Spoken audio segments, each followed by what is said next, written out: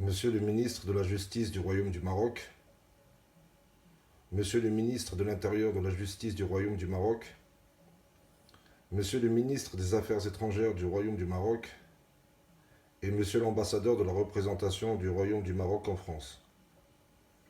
Samakum et bonjour. Nous avons l'honneur et aussi le regret de vous présenter nos preuves qui, depuis 2014, ne sont pas reconnues et donnent l'impunité et la légitimité à nos escrocs. Donc, messieurs, voilà. On vous présente le faux plan. Nous vous présentons les pièces administratives du CIH que, quand nous demandons notre argent, le crédit immobilier hôtelier me fait renvoyer et clôturer mes comptes, dont à une adresse non répertoriée et non connue des services administratifs du CIH, comme l'atteste ce document signé et légalisé puisque notre adresse en France figure sur la notification, comme quoi nous avons bien versé 300 000 dirhams, dont 200 000 dirhams suite aux recommandations de la chef d'agence Madame Lamia Eshorafa, qui sont tombées sur le compte de Madame Fadma Edoubram, deuxième épouse de Mustapha Amran, escroc. Donc c'est un document qui est écrit de sa main et on pourra demander une expertise graphologique. Les relevés de compte, comme quoi nous versons bien les sommes indiquées et que nous avons déjà mentionnées. Les différents compromis de vente, le retrait des 200 000 dirhams qui sont tombés sur le compte de Madame Fadma Edoubram suite à la demande de la chef d'agence du CIH, Madame Lamia Eshorafa.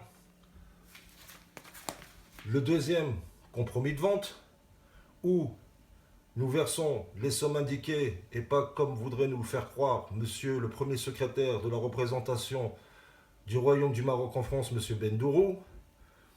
Les différents rapports d'expertise, les témoignages de mon ancien conseiller financier, M. Adrien Périgot, qui était présent lors du projet d'investissement de la boulangerie à Taroudante,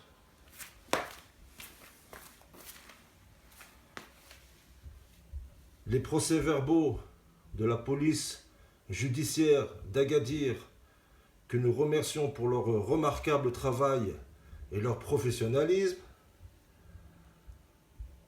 dont l'enregistrement validé par Monsieur le procureur du roi d'Agadir, que nous remercions aussi de son courage et de son professionnalisme, qui a été remis le 2 mai 2018 au service de Monsieur l'ambassadeur. Le premier jugement d'instance d'Essaouira, qui avait condamné l'escroc Omar Abari à 1 an de prison plus 630 000 dirhams d'un dommage et intérêt. La traduction en français et le rapport de l'expertise de M. Redouane Loufandi qui atteste nos dires suite à nos preuves. Et après, messieurs les ministres et monsieur l'ambassadeur, vous vous demandez pourquoi nous menons des actions.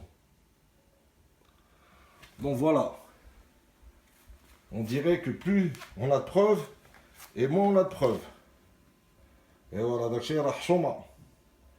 nous on a un grand respect pour le ministère de l'Intérieur, on a un grand respect pour le ministère de la Justice, pour les affaires étrangères, pour nos administrations et institutions qui sont performantes.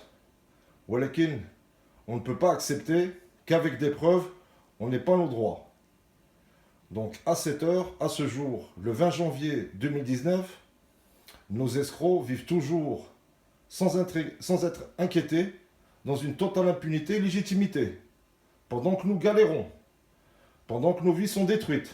Et voilà, Radak Cheikh Chouma.